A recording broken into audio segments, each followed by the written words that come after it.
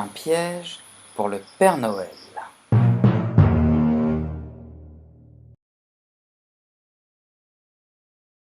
Une histoire de Jonathan Emmett et Polly Bernatini. Valentin Torboyau était mauvais. Il était né mauvais. Avant même d'avoir quitté l'hôpital, bébé Valentin avait mordu les fesses de la sage-femme, volé le stéthoscope du médecin et vidé sa couche dans le sac à main de sa mamie.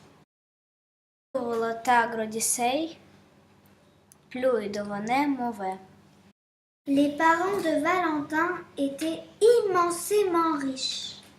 Ils avaient une énorme maison avec un jardin si grand qu'on aurait pu y perdre un éléphant. C'était d'ailleurs déjà arrivé. Valentin avait voulu un éléphant comme animal domestique, mais il l'avait si maltraité que l'animal s'était échappé dans le jardin et on ne l'avait plus jamais revu. Les parents de Valentin lui donnaient tout ce qu'il souhaitait. Pas parce qu'il l'avait mérité, mais parce que leur fils les terrifiait.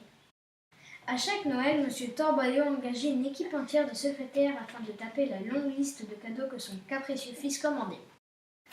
Bien sûr, le Père Noël savait quel horrible gardement était Valentin et ne jetait même pas un coup d'œil à la liste. Mais il n'en oubliait pas pour autant Valentin.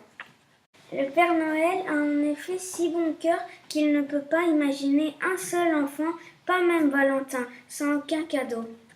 Alors chaque 25 décembre, Valentin découvrait le même petit paquet. « Des chaussettes !» hurla Valentin. « Encore une minable paire de chaussettes !»«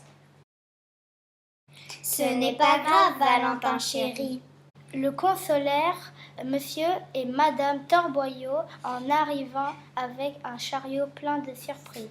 « Regarde, papa et maman t'apportent tout ce que tu veux. »« Mais je ne veux pas de cadeaux de vous !» rugit Valentin. « Je veux des cadeaux du Père Noël, comme tout le monde !» Et il retourna pester dans sa chambre. Le matin suivant, Monsieur et Madame Torboyau découvrirent avec angoisse que leur fils avait grimpé le long de la cheminée du salon. Ils furent encore plus inquiets en s'apercevant que Valentin avait fixé plusieurs bâtons de dynamite le long de la paroi de la cheminée. « Que fais-tu donc, mon chéri ?» demanda Madame Torboyau, effrayée. « À ton avis, ça ne se voit pas ?» Se renfrogna Valentin. « Je prépare un piège. »« Un piège ?» s'étonna Monsieur Torboyau. « Un piège pourquoi ?»« Pour le Père Noël. » grogna Valentin. « Je vais attraper ce vieux fou et lui voler tous ses cadeaux. » Monsieur et Madame Torboyau restèrent sans voix. De toute sa vie de méchanceté, celle-ci était la pire jamais inventée par leur fils. Monsieur Torboyau fut le premier à recouvrer ses esprits. « N'est-ce pas un peu tôt pour préparer un piège ?» bégaya-t-il. « Le Père Noël ne reviendra que dans un an. »« Oh, mais ce n'est que le début, » ricana Valentin. « Il me faudra une année entière pour le terminer. » Et il disait vrai. Valentin passa le reste de l'hiver à fixer des bâtons de dynamite à l'intérieur des autres cheminées, et le printemps à entraîner à l'attaque des tigres qu'il avait volés dans le zoo d'à côté. Il passa l'été à clouer des guillotines sur toutes les portes et les fenêtres, et l'automne à découper les pièges dans le sol.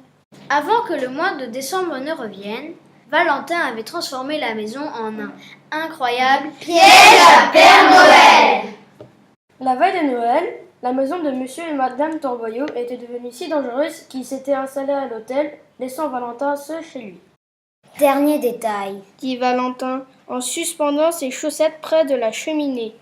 Il était certain que le Père Noël n'arriverait pas aussi loin, mais juste au cas où, il accrocha un fil invisible aux chaussettes. Dès que quelqu'un y toucherait, une grande cage de métal se décrocherait du plafond. Fini les chaussettes minables. Pensa Valentin. Cette année, je tire le gros lot. Mais à mesure que la nuit tombait, les paupières de Valentin se faisaient de plus en plus lourdes. Tous ses efforts l'avaient épuisé et il finit par s'endormir profondément. Il était presque minuit quand Valentin fut réveillé par le rugissement d'un tigre affamé dont la queue venait d'être écrasée par un éléphant. La maison était gelée. Quand il regarda dehors, Valentin s'étonna de voir le jardin recouvert d'un épais manteau de neige. Tremblant de froid, Valentin décida d'allumer un feu. C'est seulement lorsque les flammes atteignirent la cheminée que Valentin se rappela de la dynamite.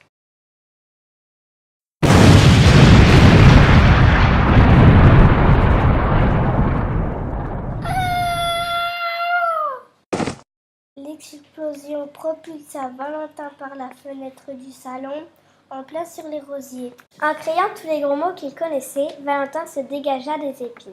Mais il eut à peine le temps de reprendre son souffle que 6 forts mareyeurs et aux poils luisants bondirent sur la neige tout autour de lui. « Gentil petit chat !» murmura Valentin avant de s'enfuir par les rosiers, les tigres à ses trousses.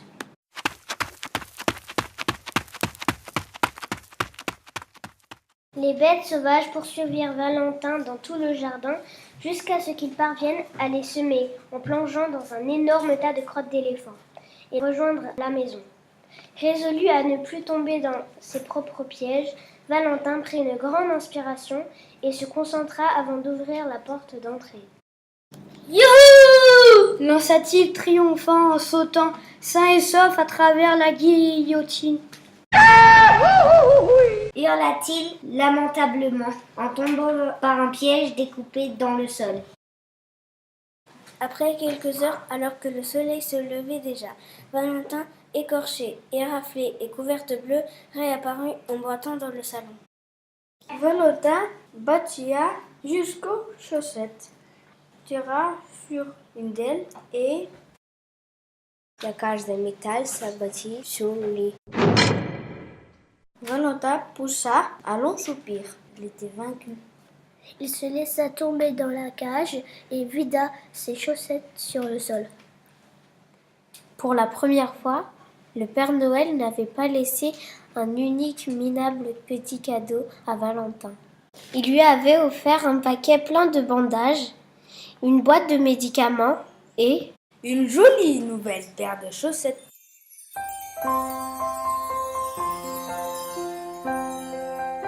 Maintenant, cherche le Père Noël dans les pages suivantes.